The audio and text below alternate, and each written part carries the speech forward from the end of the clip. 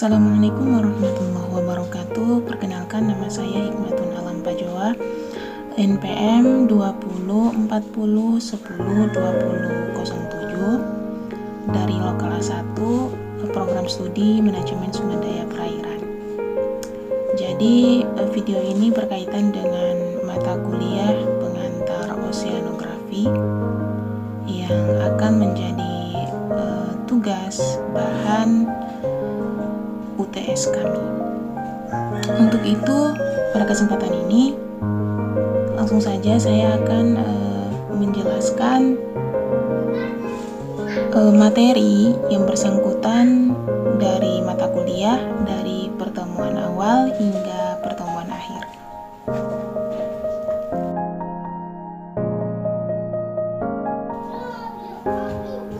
Nah, pada pertemuan awal membahas tentang RPS atau lebih spesifiknya membahas tentang kontrak perkuliahan. Nah, pada pertemuan kedua itu mengenai pengertian oseanografi secara umum. Jadi, oseanografi itu berasal dari dua kata, osean dan juga grafi.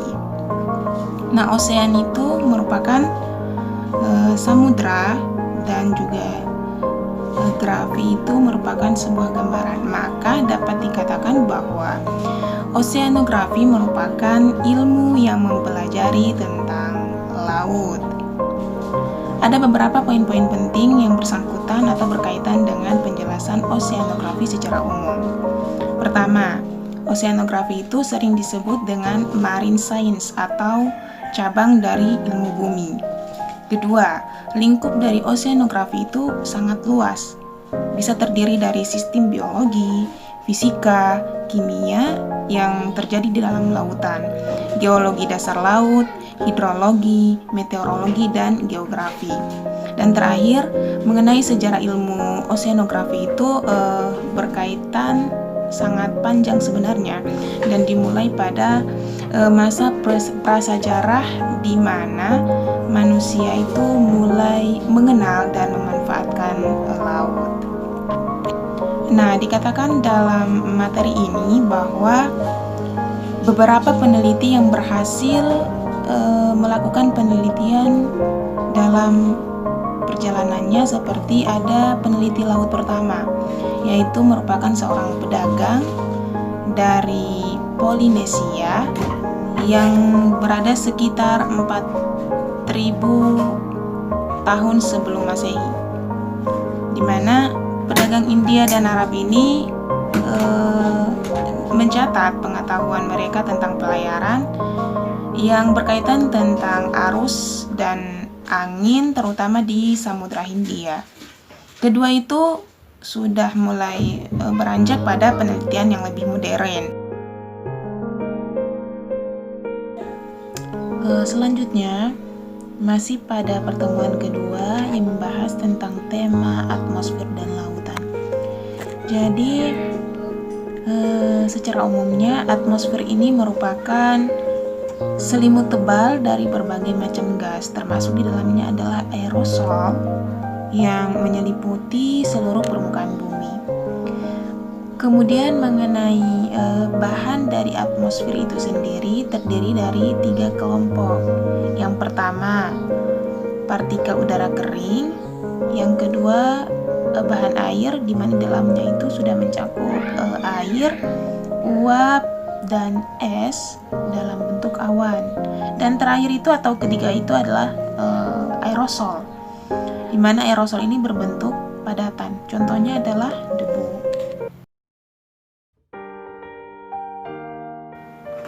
Nah, pada tema selanjutnya adalah proses pembentukan laut. Nah, dalam proses pembentukan laut ini sebenarnya berkaitan erat dengan proses terbentuknya juga bumi. Jadi ada beberapa teori yang berkaitan dengan atau memberikan pandangan tentang proses pembentukan bumi ini, tetapi saya hanya akan menyebutkan 3 teori saja.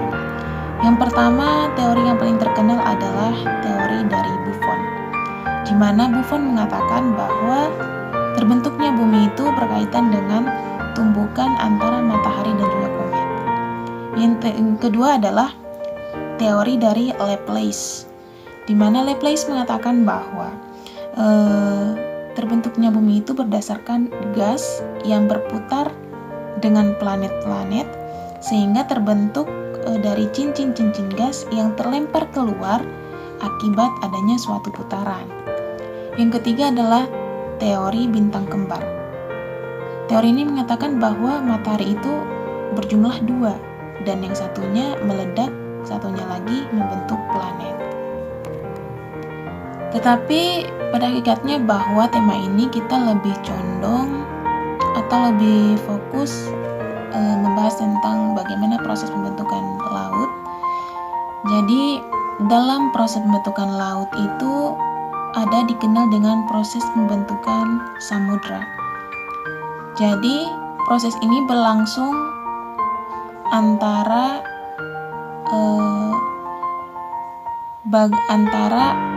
dua landasan atau dua gambaran yang memberikan konsep bagaimana lautan itu bisa terjadi.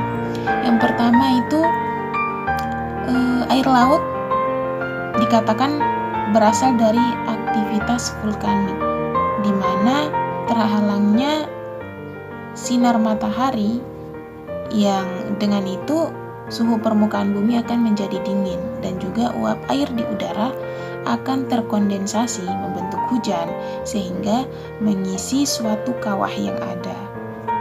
Yang kedua dikatakan bahwa air yang ada di bumi itu sebenarnya berasal dari meteor luar atau dari komet yang ada di angkasa.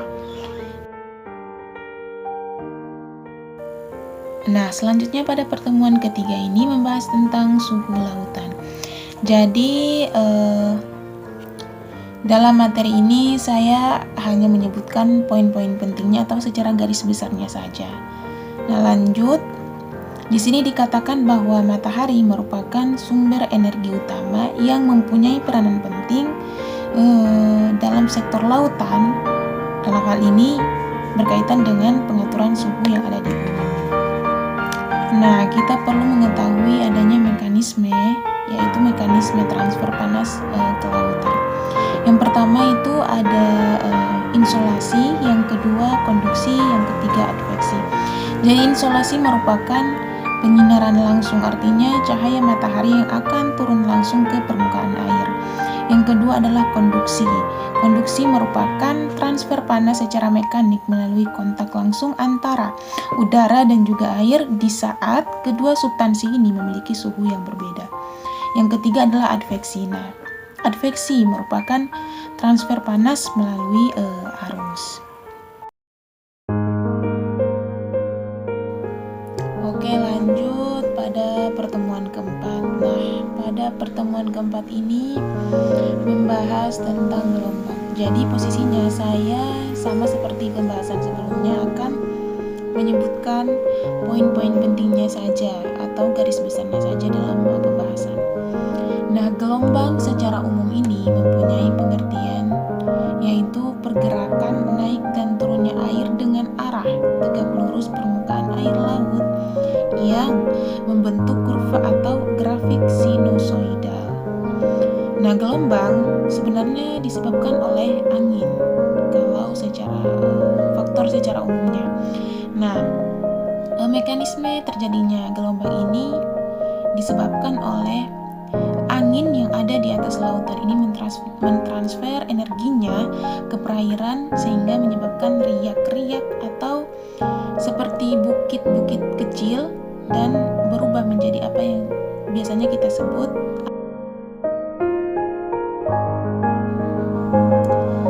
Oke, lanjut pada pertemuan kelima. Jadi pada pertemuan kelima membahas tentang pasang. Pasang mempunyai pengertian yaitu proses naik dan turunnya permukaan laut yang disebabkan oleh kombinasi antara efek gravitasi dari bulan dan juga matahari, dan juga ini merupakan efek dari adanya rotasi bumi. Sebenarnya tipe pasang itu mempunyai dua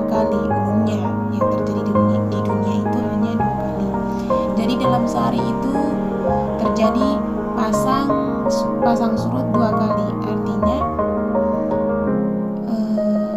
ada pasang tinggi dan juga pasang rendah di setiap harinya. Tetapi ada beberapa lokasi yang mengalami hanya 1 kali pasang saja, dan 1 kali pasang tinggi dan juga 1 kali pasang rendah di setiap harinya.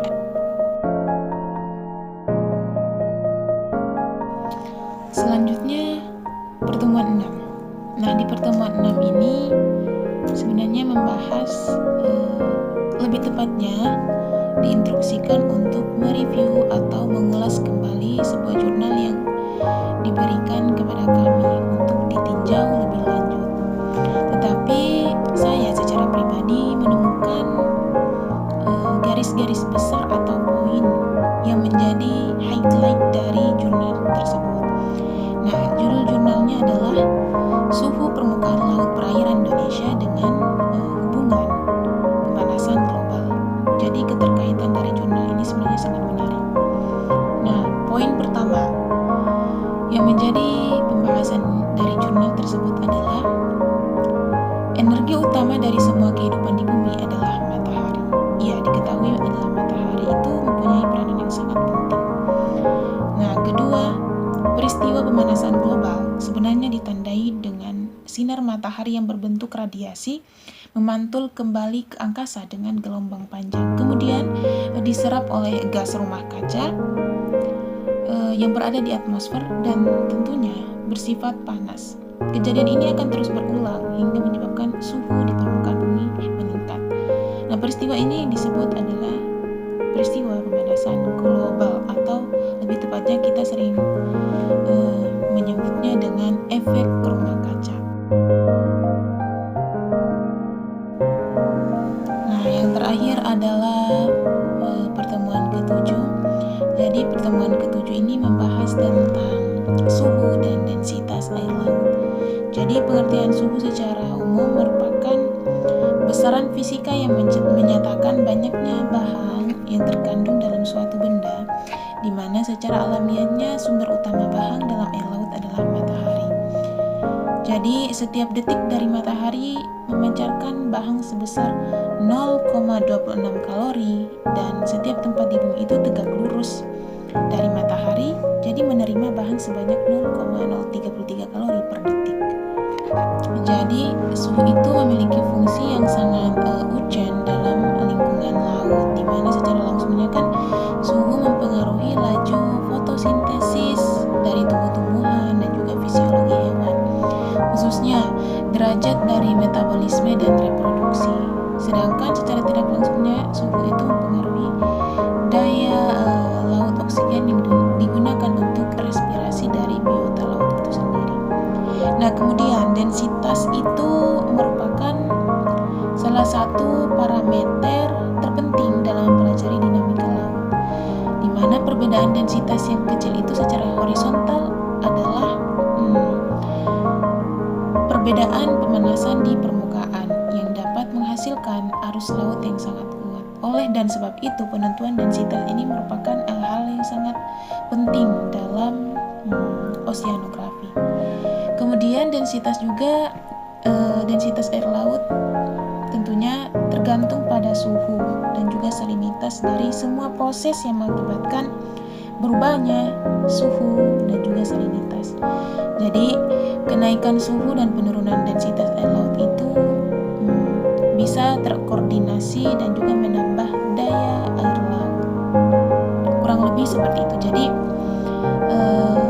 pertemuan ke-7 mencakup, bisa dikatakan tidak hampir secara keseluruhan, tetapi melengkapi pembahasan dari materi-materi sebelumnya. Jadi kurang lebih penjelasan dari semua cakupan materi, dan mungkin hanya itu yang bisa saya jelaskan. Mohon dimaafkan jika terjadi banyak kesalahan dalam pengucapan, kekeliruan dalam menjelaskan, terjadinya sinkronisasi pengucapan dan penjelasan yang tidak tepat, kiranya dimaafkan. Dan juga dengan video ini kiranya juga mungkin bisa diberikan kritikan dan juga saran yang tentunya dapat membangun dari juga proses pengembangan belajar mengajar. Itu yang saya harapkan. Dan terima kasih banyak. Kiranya cukup sekian. Wassalamualaikum warahmatullahi wabarakatuh.